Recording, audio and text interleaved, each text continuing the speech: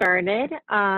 Thank you so much for joining us today for American Marketing Association Coffee and Conversation, How to Recession-Proof Your Career. My name is Brittany Dantero. I am the current president for AMA Orlando, and we are very excited to host this webinar with Melinda Adams. She is the Vice President of Human Resources over at the OvareGroup here in Orlando. So we wanted to say thank you for taking your time to walk us through your presentation that you have with us today, and I will gladly hand it over to you, Melinda. Oh, thank you so much. So hi, I'm so glad to be here today with you guys. I like to say this is an old picture. My hair is no longer pink, unfortunately. It's a normal color now, but I am the VP, like she said, of HR here at the OvareGroup. I sit in Louisville, Kentucky, but we also have an office there in Orlando. So I'm really excited to join you guys. I'm incredibly bummed that I'm not in Orlando currently because I'm sure the weather's beautiful and it's one of my favorite cities. I love it down there, and I plan to vacation there in October and go and visit Mickey while I'm there vacationing. So, so I'm so bummed that this is over video and not face-to-face, but maybe we'll change that at some point. But thank you so much. I'm happy to kind of go through a little bit of my experience and tips of the trade that I can impart on anybody to kind of help them out through their job search or through their just normal career pathing. So I've been in HR for about 14 years now. 13 of that is I've worked at global PR and advertising agencies from DC to Cincinnati. I also worked in ad agencies. I oversaw HR in Atlanta and Dallas as well. And I have been hired people from intern to CCOs, chief creative officers, and in my role, I tend to play the career counselor, the recruiter, the people strategist, and at times the mediator. So my role is definitely all-encompassing of all things people and culture. I love my job. I love what I do. You know, I always say, you know, if you don't love people, don't go into HR, because HR people, typically the people that love people or want to be in HR because they want to help those professionally get where they want to be. And so I find it incredibly fulfilling. So thank you so much for allowing me to be here today. So today I want to go over kind of the objectives that we're going to be talking about. So obviously we're going to be talking about the monster in the room, COVID impact a little bit, but don't worry, we're not going to stay on that depressing slide for long. We're moving on and upward, keeping it positive. So we're also going to be, you know, I want to talk about how can you be a shining light in the workplace during these uncertain times? How can you make yourself just seem invaluable to the company that you're in, especially when they're going through such difficult times? We're going to talk about trends in the marketplace that we're seeing. We're going to talk also about sharpening your skills. Now is a good time to really look at how to sharpen certain areas or certain capabilities you've been wanting to do to make yourself even more valuable in the workplace. And then also we're going to talk about your resume and digital presence and how it can stand out. At all times, your resume should be up and ready to go, no matter what. I'm a firm believer of that, even if you aren't looking to leave anytime soon. It's just good to know that it's up to date in case it is ever needed. And the same thing goes with the digital presence. And then we're going to talk about interviewing. Making a good impression, and then keeping it positive. So how can we keep, when things seem to be going all wrong in so many different ways, how can we keep it positive and move forward? And then I'll leave time at the end for Q&A. So moving on, let's start with the monster in the room. So first of all, the economic impact that we've seen from COVID globally has been extreme. I think we all know that. Almost instantly, we went from, in the U.S., being the best economic market in decades to the worst in a matter of days. We saw unemployment go from 3.5% in February to skyrocket to 14.7% in April. So, which just seems so insane that happened. If you would have, I never ever thought in my lifetime I would see anything like it. That being said, some of the economic impact that we've really seen has been incredibly on small businesses. sadly, we've seen about 55% of small businesses have to close permanently, leaving all those former employees flooding the job market. So we have so much unemployment, and obviously that leads to the percentages that we have that went from 3.5 to 14.7. States have been overwhelmed with these unemployment cases, and our leaders have scrambled to really provide relief. But on top of that, our lockdowns that we thought were only going to be for a few weeks have become months, thus destroying businesses and compromising mental health for employees and employers. It's a very difficult time in the business world, not only from an economic standpoint, but just overall mental health.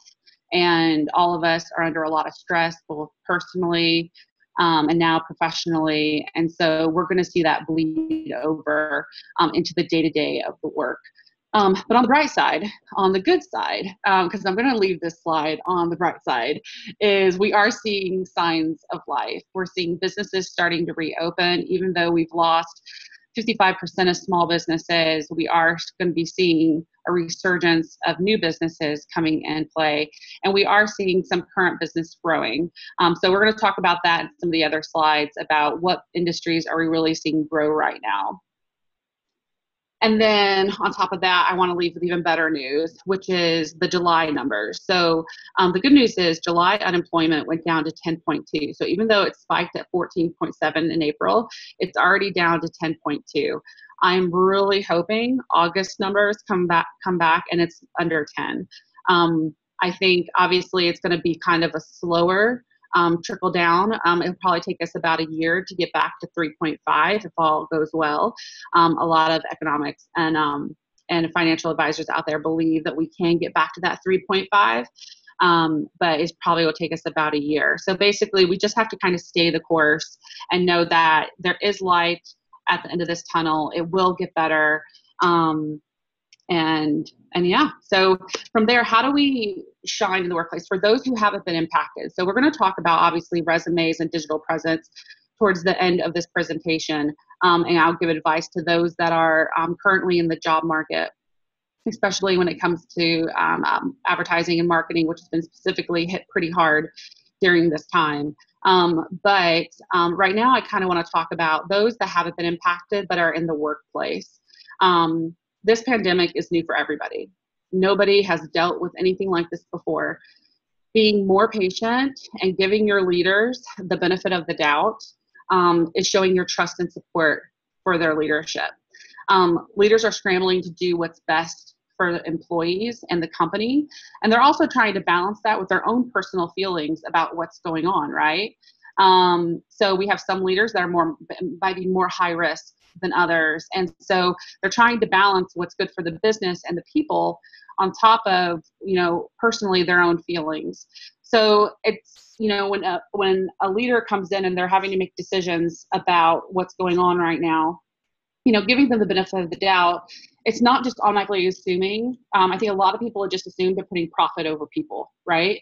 And leaders are really balancing out their personal health, fighting to safeguard the employee's job, also trying to protect the employees and making sure they're following all these state guidelines. There is no guideline for employers right now on how to deal with this situation.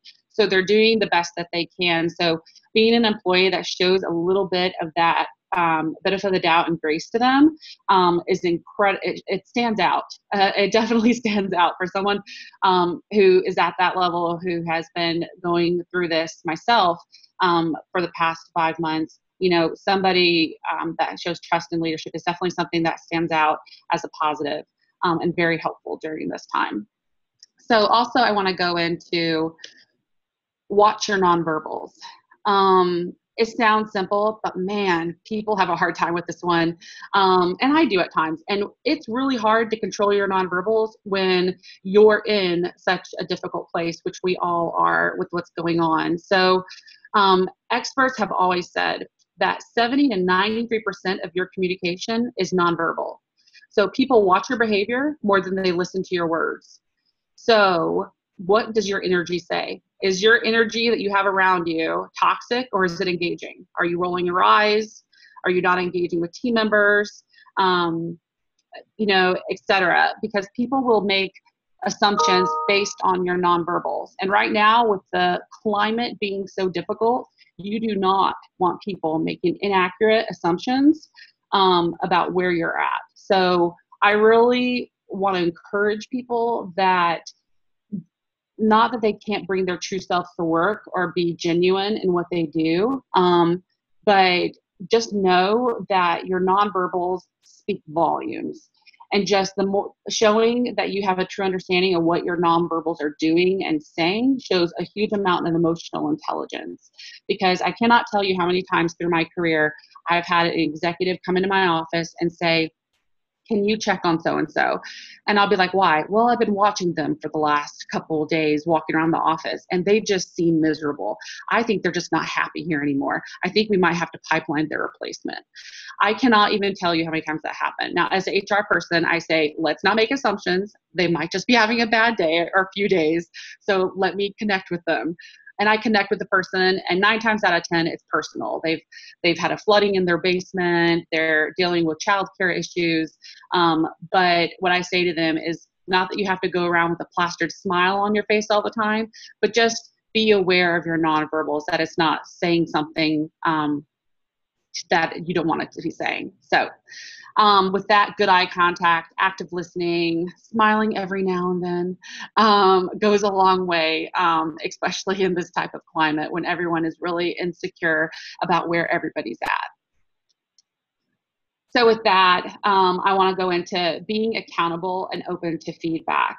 Being accountable to your team and your manager is extremely valuable during this time, even more so during this time. When a large amount of businesses are still having their employees work from home, companies are seeing productivity go down, longer turnaround for projects, less engaged employees, and honestly, the work not being as good. So don't be that person. Be a responsive, accountable team member. Go the long way to do, really work to go out of your way to help your manager, and be open to the feedback. You don't want to be, when your managers are having to make decisions like they're having to make a layoff, and that much pressure on executives is a massive pressure when they have to make a decision on who goes and who stays. And when you have a manager who gets called and says, hey, they have to cut budget and 2 people on the team have to go, who do you think the manager is going to pick? Are they going to pick the person who they have to micromanage, who they constantly are having to chase down digitally or, in the office? Or are they going to pick the person that they don't have to micromanage, that always is responsible with their work, does everything in on time? Like, be that employee that stands out for the right reasons. And then moving on, focus on the team. That goes right hand in hand with focusing on the team. Once you're done with your work, reach out to your manager, reach out to someone on your team, asking if you can help with theirs, showing that you're a team member, you're looking to help wherever that you can to stand out, again, in a positive way.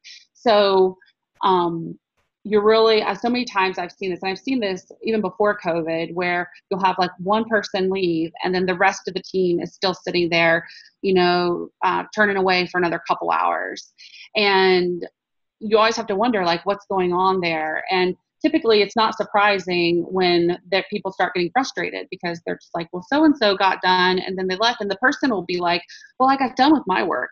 But it's not just about your work. You're on a team. And especially when you're digital and you're working from home, it is so easy to check a box and say, okay, I'm done with everything, I'm signing off now.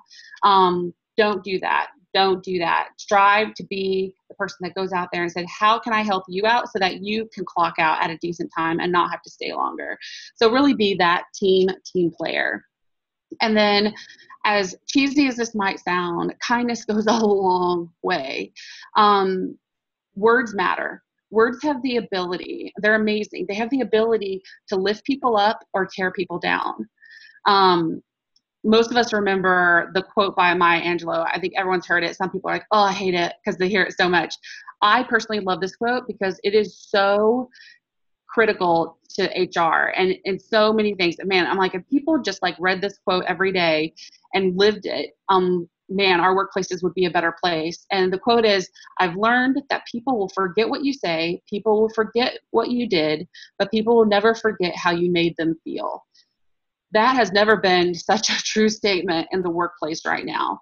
For the last few months, your leaders have been in a boiling pot of chaos, trying to make the right decision for the company and the people. No matter what they do, people will be mad and angry at them or happy. Like, there's no decision that we've had to make as an executive team, and me personally, I have to make that I didn't have one person mad at me and one person happy with me. It is definitely a roller coaster of emotion, and there is no decision that wins in this current business climate. So try putting yourself in their shoes. As easy as it is to get sucked into the drama going on in our own lives, and that's really easy, do your best to show that emotional intelligence, to put yourself in your leader's shoes. Imagine sleepless nights, managing frustrated, angry employees, trying to navigate state guidelines, making sure that you're doing everything legally, being worried about your own personal health and your family's health, worrying about the health of your business and whether it'll survive, and then having to decide whether or not you have to have layoffs to even survive this climate. Then imagine you're dealing with all that, and then you get an email from an employee telling you you don't care about their health and personal safety.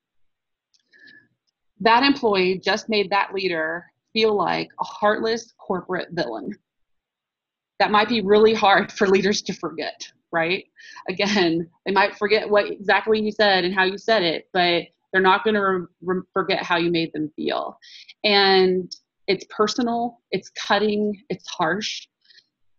Now imagine going through all those above issues again, and the employee sending you an email or jumps by your office to encourage you, to say something like, I know everything's hard. I just want to let you know that I'm thinking of you guys. Let me know if there's anything I could do to help. I've seen leaders during this time cry from just a kind email because they're getting inundated with the negative all the time, and they're doing the best they can to stay above water. And just a kind word brings them to tears. You know, these hardened executives are brought to tears. So what employee do you want to be? Do you want to be the employee that lifts people up, that even lifts your leaders up with your words? Or do you want to be the employee that can tear them down? I'm not saying that if you have concerns, you shouldn't voice them. And I'm not saying you shouldn't be truthful if things are really concerning, but monitoring the tone, having it done in a respectful way, and doing it as a we and not an I is something that, you know, leaders are really finding value in. And so what, you know, when I think about what kind of people I want around me, I want people that are going to help keep me in a positive place, right? They're going to be great to work with. And not always leaning on the negative or the worst possible case scenario in the very beginning, right? So those are just some things to focus on. I'm going to move on quickly and then go from trends in the job market. So obviously we're seeing an increase in remote work, but honestly, we're seeing a 44% increase in remote work in the past 5 years. They think after COVID is all said and done, we're going to see about 65 to 75% increase in remote work and once everything balances out. So we're just going to really be seeing more and more of that. Obviously, this is not going to be surprising. Technology takeover. You probably saw this one coming. As we've seen in the past decade, technology will continue to dominate the workplace. This means that you should be increasing your tech skills. Even if you don't work in a digital industry, you should be doing this. People across all industries, from finance to education to communication and healthcare, must adapt to change in technology in order to maintain job security and be competitive job applicant. So this will only help you. It will only make your resume look better. And it brings job security and stability. So please make sure that you're staying on top of things. Companies that are really see that are hiring are hiring a lot of digital roles right now. They're continuing. Digital roles have been topping the top hiring roles in the country for the past couple years. So, and that'll continue to be the case. Roles like data engineer, cloud engineer, software architect, developers, analysts, researchers. We're also seeing a rise in healthcare and mental health roles right now. And top companies that are hiring right now are Instacart, McDonald's, Amazon, Albertsons, CVS Health, Walmart. So we're seeing still a lot of big companies that are doing a lot of hiring. So those are kind of places to kind of focus on if you are in the job market for potential opportunities. And then also what to expect with the growth, expect growth in these current areas. So digital economy. So a digital economy, what does that mean? So digital economy is something like e-learning industry, for example. Right now, e-learning industry is living their best life. They've seen a steady transformation of traditional office-based companies as they transition to online systems and become heavily reliant on remote working. So especially like the e-learning industry and e-commerce platforms, they're surviving and thriving. And this is all based on just going to more of a remote type of environment. We're also going to see continue to see major growth in renewable energy sector. The energy sector could initiate an economic recovery with a forecast of nearly $100 trillion globally. So we're going to probably see that, especially over the next 30 years. The International Renewable Energy Agency found that they're fast tracking the investment in renewable energy, which is a huge economic benefit that's tackling the global climate emergency. So we're going to see a lot of probably big industries with renewable energy. And then the construction sector. I mean, with COVID, construction sector has really been put on hold, right? But they're starting to open up, and it's going to come back like gangbusters. Because especially when any country goes through economic struggles, you'll typically see a lot of investment to help get the economy back on track with infrastructure jobs.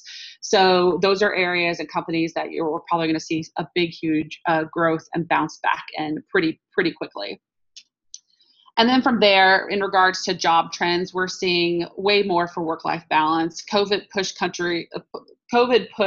companies into a more digital offsite company model. So some businesses that have been dragging their feet and having to do anything, they have really had to adapt. They were forced to adapt, and they found that, oh, we can do this and people can still work from home. So we're going to see a lot of companies really embracing more of that kind of flexible schedule and stuff. So that might be good for some and not for others. So moving on, sharpening your skills. So sharpening your skills, I'm going to go this through really quickly, and we're really going to talk about data literacy. So can you understand the importance of data and extremely critical. Data is the fuel to this new intelligence revolution when we are talking about big data, especially in marketing. Clients are wanting the data to support the strategy. It's incredibly critical. So it's important to understand it so you can sell those capabilities to your client or your company because we're going to just continue to see more and more of it. Also, when it comes to critical thinking, I know this one is probably like, critical thinking, but it's really important because we are bombarded with information and propaganda. So companies need to be able to pass through all this information and discern the good sources from the bad, informed decision and making it good critical decisions for where to develop and how. So emotional intelligence, we've seen, that's been a buzzword for probably last 10 years now, how important that is. It's only going to get more important. Someone who is discerning and can think critically is a value that is definitely needed. Tech savviness, it is vital to anyone in any business to understand major technology trends. Adaptability and flexibility. So how can someone be adaptable? I cannot tell you how many times I've had to work with people that just refuse to upgrade their skill set in regards to certain capabilities. So this goes hand in hand with technology and the change that we need to see in organization. Don't be the last to adapt. Don't be the one dragging your feet to adapt. Be flexible. Be the first to adapt to change. Don't be a stumbling block, because you'll be left behind. You'll be left behind because companies are moving so fast and changing so quickly that if you refuse to do the job or to learn the system they need you to learn to be more efficient, they will move past you. So be mindful of that. Stay curious. So, take free online courses, blogs, research, trends on the market, stay up to date on your craft and what's going on. So that's PR Weekly, right? That's 4As for marketing and advertising. So those are certain things or resources people can get and make sure that they're staying on top of things. And then last but not least, online training. So the good thing about COVID has been there's been a lot of trainings like Skillshare. They're currently offering 2 months for free for their platform. They literally have thousands of trainings from business acumen to analytics to data literacy. Lynda.com is offering 1 month for free to go on there. So take courses on there, beef up your resume and your capabilities. And then 4As. 4As, they don't have a free platform, but they do have very affordable trainings that you can get certified in. So highly recommend going on to the 4As and seeing what they have to offer. So moving on, let's get to the fun stuff. Let's get to the resume stuff. So on your resume and digital presence, like how can it stand out? So if you take anything from this conversation today, I hope you take this. And that is that the point of a resume is not to tell your life story, but to get you the interview. Using that lens, remove any irrelevant details from your resume. I cannot tell you how many times I'll receive a resume that is just filled with things that have absolutely nothing to do with the job. The point of the resume is to get you the interview. That's the only goal of the resume, is to get you in front of the people, where then if you want to, you can tell them your life story. I highly recommend a shorter version of it, but you can still tell them your life story. So what is some irrelevant details? And I want to make sure it's understanding whether it is someone who is seasoned and they have a seasoned resume or someone who is entry level and new in the workforce. Recruiters do look at those resumes differently, right? So let's go into irrelevant details, part-time jobs. So the only point a part-time job should be on your resume is if it has something to do with the job you're applying for. For example, if you're applying for an account manager job somewhere and there's really no reason why your part-time job at Ruby Tuesday should be on there.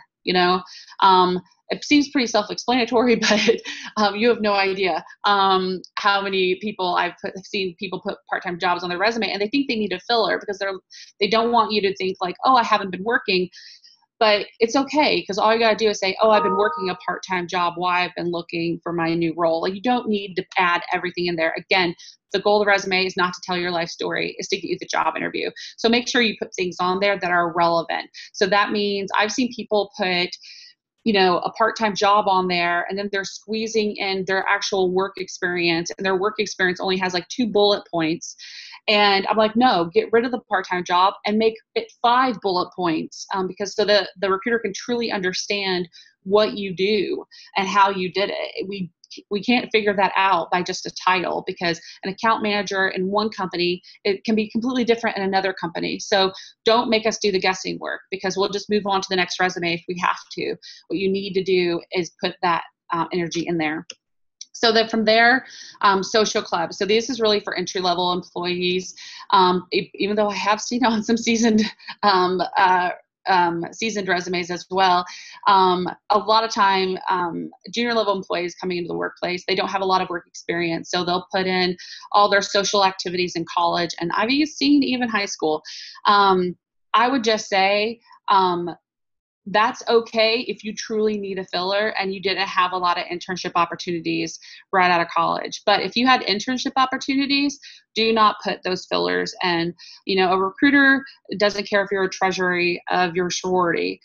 That's something that they really, again, don't care about. They care about, can you do the job that they've posted to fill. So you need to make sure that internship, again, isn't just 2 bullets. That internship is a paragraph of bullets if needed. Okay, moving on really quickly. So I want to show you an example of what a bad resume looks like and a good resume. So this is what I would say a bad resume, even though it's very easy to read, which I can appreciate. It has all this space at the top in regards to, now this role, it isn't a junior level. I would say this is a mid-level role for a senior developer. They're looking for a front-end developer. This person applied for a front-end developer role. They put all this space up there in regards to like programming and some of the systems they used. But then they put absolutely no information under their job title, what they did, how they did it. And there's not even on here, there's not even a portfolio link. So typically someone who's a developer, they have portfolio links. So there's not even a portfolio link for us to look at to see what kind of work this person did. So this person is not helping themselves get an interview. They're telling us what platforms they use, but they haven't told us anything about what they've really done. So I would say this, if I was grading this resume, it would get an F. That being said, I want to show you a better resume. This is for the same role, a front-end developer role. They put a summary at the top, which is nice. I don't think summaries are necessarily always needed, but I do think that they are helpful when you're mid-level and they want to explain the resume a little more. So this person put a little bit more detail regarding what they did and how long they've been there. They put the skills. It's easy to read. They put the skills for the platforms that they've used and what level of experience they feel like they have. And then they have their contact information. I cannot tell you how many resumes I've received that had absolutely no contact information. So it seems simple, but please put contact information. Again, if a recruiter has to hunt around for how to get in contact with you, they're just going to move on to the next resume. So from there, I want to move really fast into the digital presence. So gone are the days that it's okay not to be digitally savvy. LinkedIn is your best friend. Use it to your benefit. Please, please, please use it to your benefit. So with that, I want to say, like, what does a strong digital presence look like? So everything on your paper resume should be reflected on your LinkedIn profile. If not, like LinkedIn profile, you can actually have a little bit more than you have on your paper resume because you're not trying to keep it to a certain 1 or 2 pages, right? So everything on your LinkedIn or your resume should be on your LinkedIn. From there, you need to network.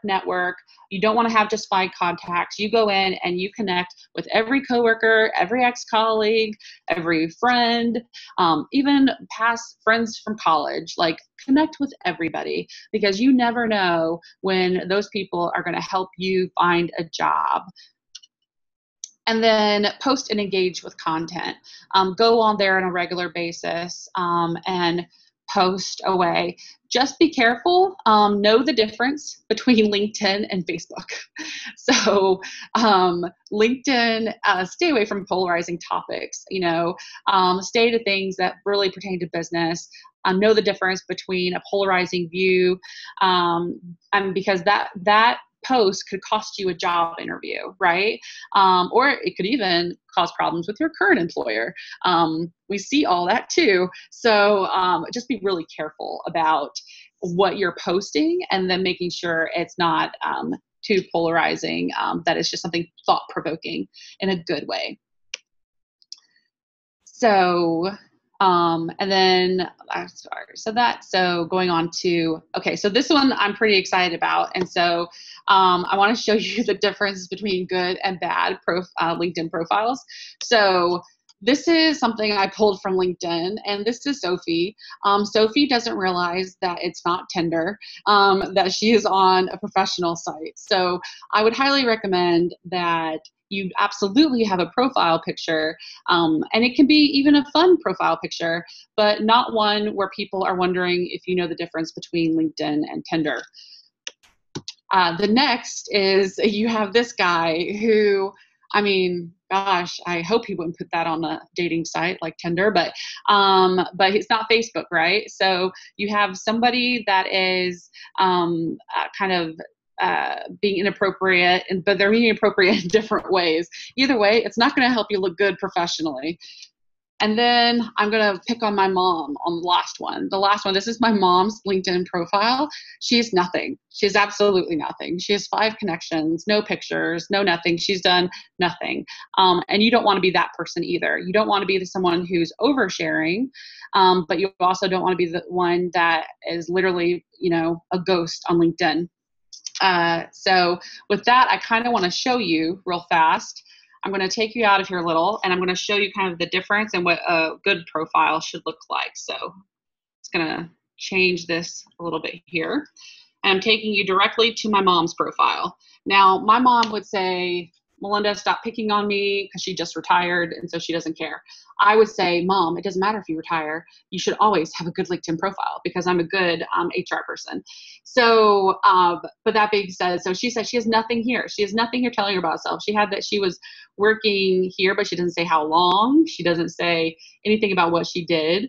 So you don't want to be this person. This is someone who has absolutely really no presence on LinkedIn. Now we can pick on mine. So let's go to mine. And I want to show you. So mine, as you can tell, is a fun picture. You can have a fun picture. And my background picture is the Race for the Roses. I live in Louisville, Kentucky. They're all about the Derby here. So I thought, let's have some fun picture in the background of something that's very Kentucky. This picture, by the way, and I do have to say that I've thought about taking it down multiple times, but within 2 weeks of me posting this picture, that honestly, I'm aging myself here, but I posted this picture about 7 years ago.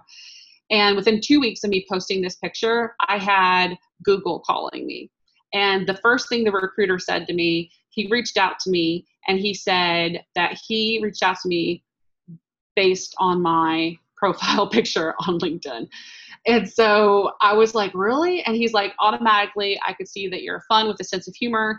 And that's the type of people we like at our organization.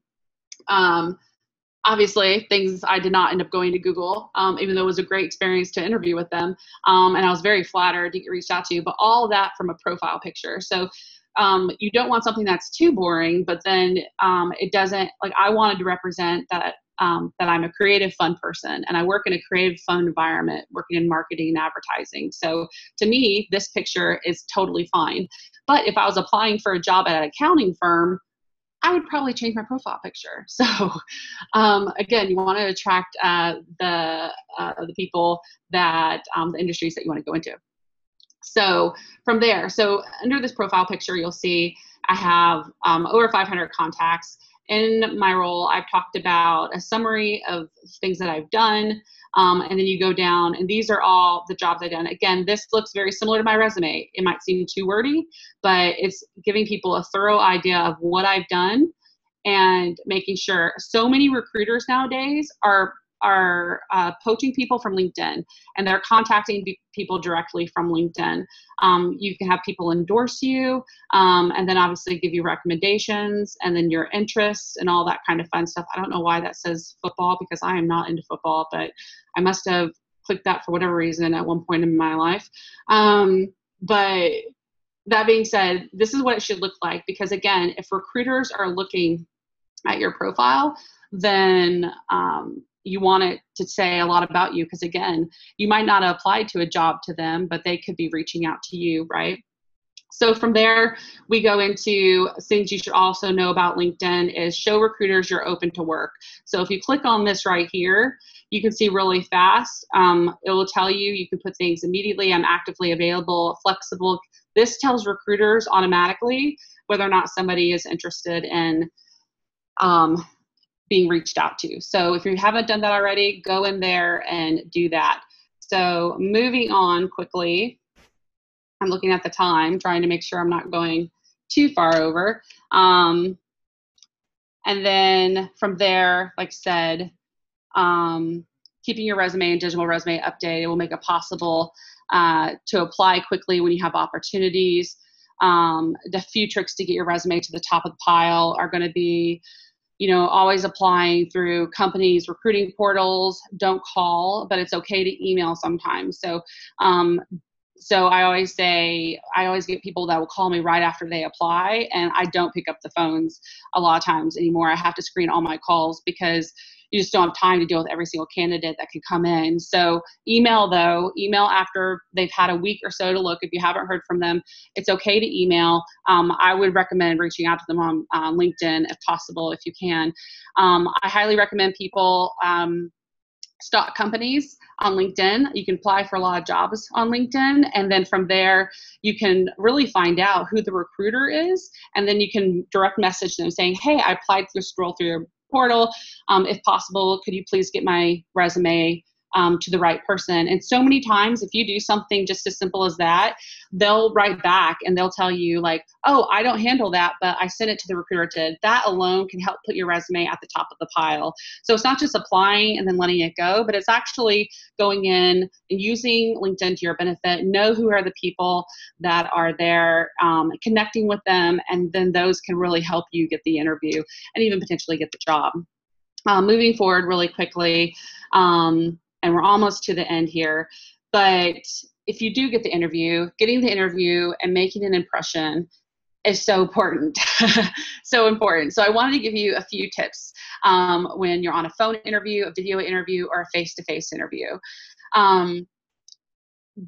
So I would say it sounds simple, but I'm telling you right now, a lot of people do not know this. Do not call or have a phone interview in a place that has bad reception or is busy. I cannot tell you how many interviews I've had with people in coffee shops where it's loud, people are yelling in the background, and it is really hard to concentrate on the person and what they're saying because you're so distracted by the clicking or the kid crying in the background. So do your best to find a quiet place, even if it's inside your car. Do your best to find that. This is a first impression. So you do want to do your best to project that you're excited to talk to this person, animate your voice. Do your best not to be monotone. So inflection, go in and out, up and down.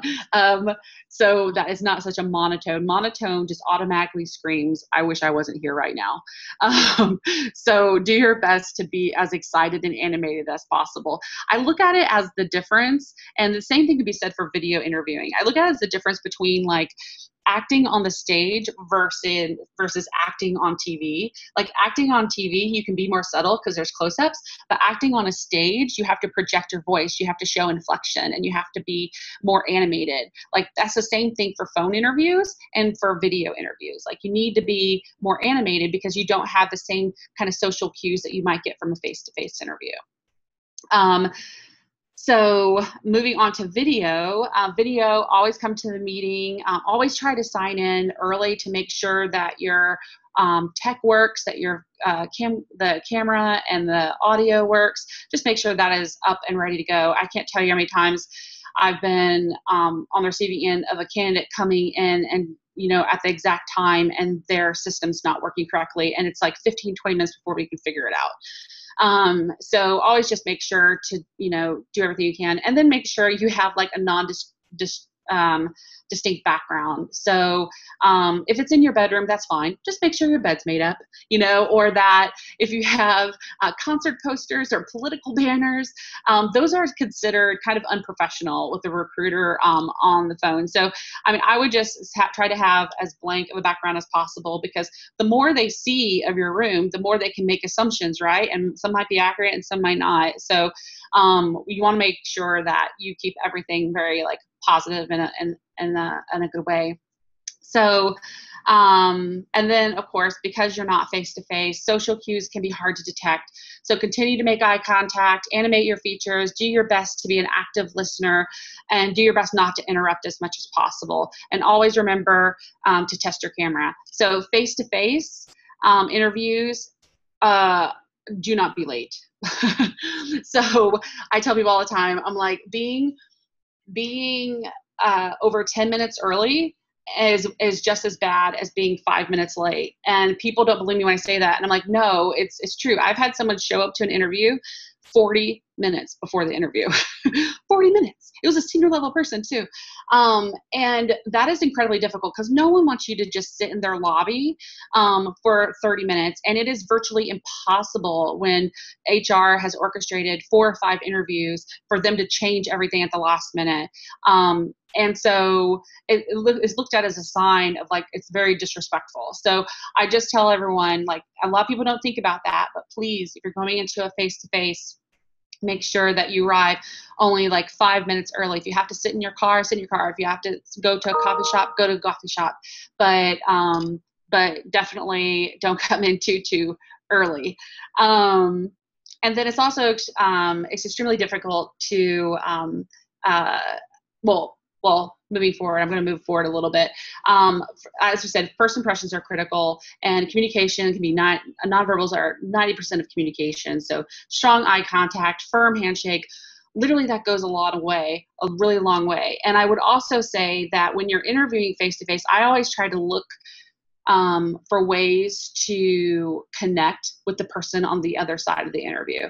So I went into an interview once, and like was initially drawn to his dog. I'm a huge dog lover. His dog was a poodle just like mine at the time. And the first 10 minutes of our talk was us talking about our dogs. That not only relaxed him with talking with me, it relaxed me because I'm like, we have something in common. And so we had a great conversation and a great dialogue. So look for ways for you to kind of make that connection, because those that can understand like those social cues, it can really kind of help you kind of calm down, because having interviews, it's nerve wracking. Those nerves can be everywhere, and your nonverbals can be going crazy. So do your best to try to get those in check when you're talking with someone. And for me, that is connecting with them. And then also really quickly, I want to go into examples of when you are talking about past job issues that you might have. Always keep it positive. So many times, especially those who have recently been hurt by a company or let go, it can be very raw and very upsetting, and we get that. But when you're interviewing, they're not your personal counselor. Like, it's kind of, I always use it as, when you're interviewing someone for the first time, it's kind of like going on a first date where the person wants to get to know you, but they don't want to hear about your past relationship drama, So when that happens, you come in, and so if someone asks you, for example, why did you leave your last job? Well, your last job just might have like closed doors. They walked in and no one communicated, and they just closed shop one day. And you walked in. This literally happened to an interview person, someone that I interviewed. And she walked in one day and they're closing shop, and they closed their doors, and she felt very hurt that no one communicated, and they just kind of like, she was very hurt by the whole situation and how it was done.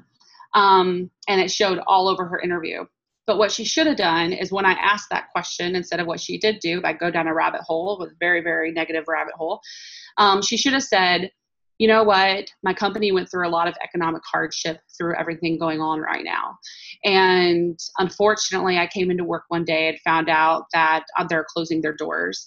It's a very sad situation. I miss my team. I love the people that I work with there. I wish them nothing but the best.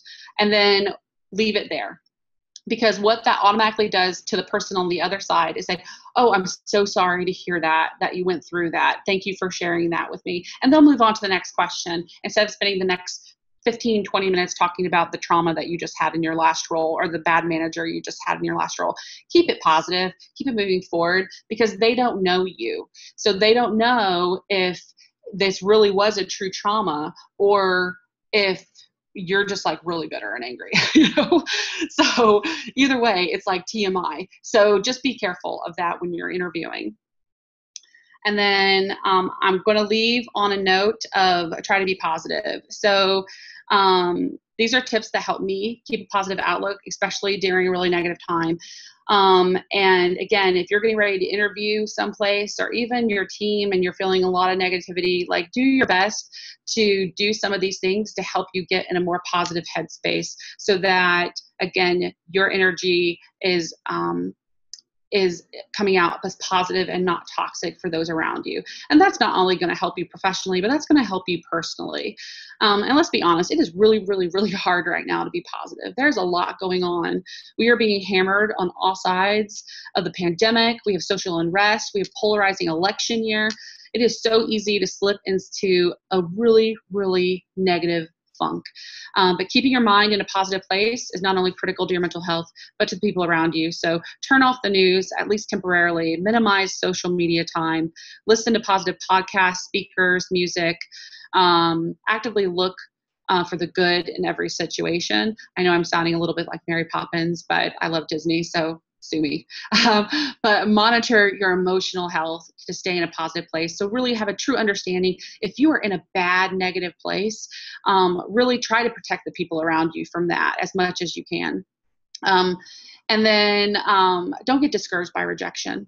Whether you've been laid off or you're interviewing and you've interviewed with so many places and you're so discouraged, don't allow yourself to get rejected, because your day will come. The job offer will come, the opportunity will come, things will get better for your company and your teams. So do your best to kind of focus on the good, even when it's not so easy. So with that, I'll leave with Q&A. I know I went a little bit over, which I apologize for, and I also apologize if I was talking really, really fast. But I'm happy to answer any questions anybody might have. Thank you, Melinda. That was some great information. It does look like we have one question. And just to everybody who's on right now, if you do have any questions, you can post them in the Q&A section. But the one question we do have is, could you recommend some resources for prepping for interview questions? Yes, prepping for interview questions. I would highly recommend, obviously Google for anything. They have literally interview questions. Most of the interview questions come from Google. A lot of recruiters go there for interview questions. But I would say for a particular company or a particular place, Glassdoor is a great resource. Glassdoor, people can go on there and actually put what interview questions they had. So especially for bigger companies, it might be harder for smaller companies to get those. That you might have to just go on to Google and find out like traditional hiring questions, and then have a friend test you, like have them ask the questions and your response. I think that's really helpful to help you get more comfortable with those type of questions. But Glassdoor, I have personally found to be incredibly beneficial, because there's a space on there that talks about the interview and what was asked in the interview. And I think that kind of can help prep people for those. Great. Looks like we have a couple additional questions rolling in. So the next one is, do you have a preference for resume layout, and should applicants be creative with layout or just down to business? I think it depends on the role. I think if it is an HR or a finance role, then just get down to business, right? Just make sure when you do a resume layout, and I didn't go into this in the deck because I only had so much time, but make sure you put the most important information at the top. So if you're a recent grad, that means that's going to be your education, that's going to be your internships, and stuff like that. So that's the best way, because recruiters are scan readers. Well, everybody's scan readers now, because digital reading is tiring on our eyes. So we are naturally scan readers. But recruiters will spend an average of maybe 10 to 15 seconds on your resume. So they're not reading every single detail. So if you have something really good down at the bottom, they're not going to see it. So make sure that's moved up. And the same thing goes for seasoned resumes. So seasoned resumes, you don't need your education at the top. You want your most relevant experience. And then your education can go at the bottom on the second page, because if you're seasoned, you should have 2 pages. But just make sure your most recent and relevant stuff goes at the top, and that it's easy to read. And I would say if it's a creative role, then we do expect your resume to be more on the creative side. It doesn't have to be like a crazy side. It still should be easy to read, but it's totally fine for there to be color, and I've seen cartoon characters, and but you definitely usually have a portfolio link to show the work that you've done. So I think it just depends on the role that you're applying for. Okay. Now the next question is, any advice for salary negotiations in general? So I would say that also depends on the level. If you are entry level, right out of college, I would highly recommend do not negotiate salary. It's an entry-level salary. Typically, everyone starts at the same, and most companies don't take kindly to entry-level roles trying to push back on that. So I would recommend those right out of college not do salary negotiations. Everybody else, yes, I would recommend that you do that. I would be very careful of what you say, though, because there's definitely been times where get comfortable in talking about money. I know it's really hard, but the recruiter is comfortable talking about your money, so you need to be comfortable and being clear about your expectations. So if your expectations are coming in and saying, hey, I'm looking to make 50 to 55,000, and then the recruiter comes back and say, hey, we're going to pay you 57,000, and then you come back and saying, I want 60, that's going to frustrate them. But if they come in and they say, hey, you wanted 50 to 55,000, we're offering you 50, then that's where you can go back in and say, you know what, I really think with my experience and everything and the role that now that I'm looking at it, I really believe that I would like to be closer to 55. Is there any wiggle room? So just being respectful in that process. And a lot of times they'll come back and say, okay, well, we'll meet you in the middle at 52.5.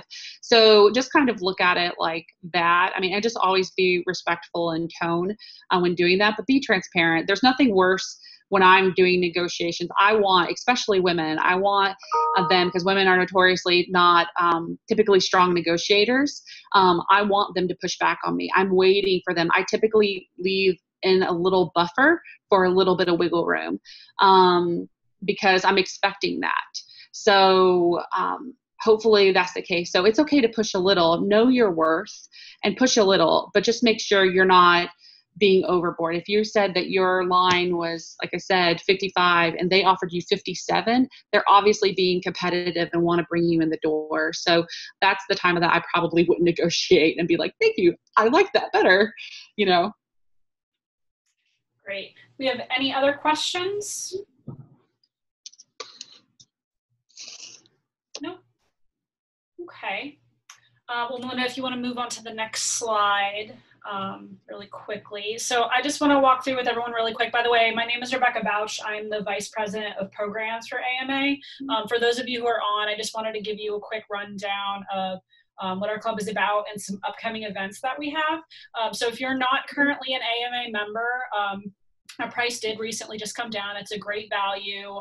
We do events like this every month. Usually they're in person, but because of the pandemic, we've obviously moved to a webinar format for now. Hopefully at some point in the near future, we'll be able to all meet in person again. But you do also get access to a lot of really great training and white papers and research and things like that from AMA National. So it really is a great value. So if any of you are interested in becoming a member, you can go to the website that's on this website, or that's on the slide here. You can also visit the Orlando chapter website, which is amaorlando.org.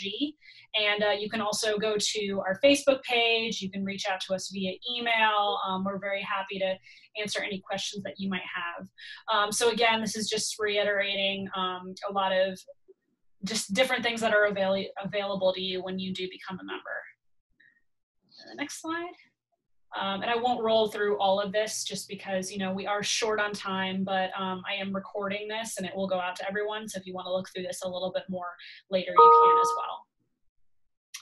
And on to the next slide. Now this is just if you are a current member and you're looking to maybe get a little bit more involved, grow some of your skill sets, we do have some opportunities on the board this year with varying levels of involvement. We have some opportunities on our programs committee, our communications committee, and on our sponsorship committee. So if you're at all interested in getting more heavily involved with AMA, definitely visit the Orlando chapter website, reach out to us. We'd love to have a conversation with you about that. And then this is just a quick update on some of our upcoming events. I hope you guys can join us for these as well. We do have our next webinar on September 10th, which is going to cover the importance of marketing in times of uncertainty and just addressing the gut reaction a lot of people have to cut advertising budgets when the economy takes a hit. And Joe Bouch, who's the president and CEO of 78 Madison, is going to be walking us through that. The name sounds familiar. He is my father, yes. September 23rd, we are partnering with Net Conversion. We've actually done a couple of partnership webinars with them. We actually did one just yesterday. On the 23rd, we're going to be going through part 2 with them of their recovery dashboard for COVID. So that's another really interesting webinar you can be a part of. And then on October 14th, we're going to be doing a webinar in partnership with NameTag International. So more information to come on that. Definitely stay tuned to our website and to our Facebook page for updates. With that, we thank you guys very much for joining.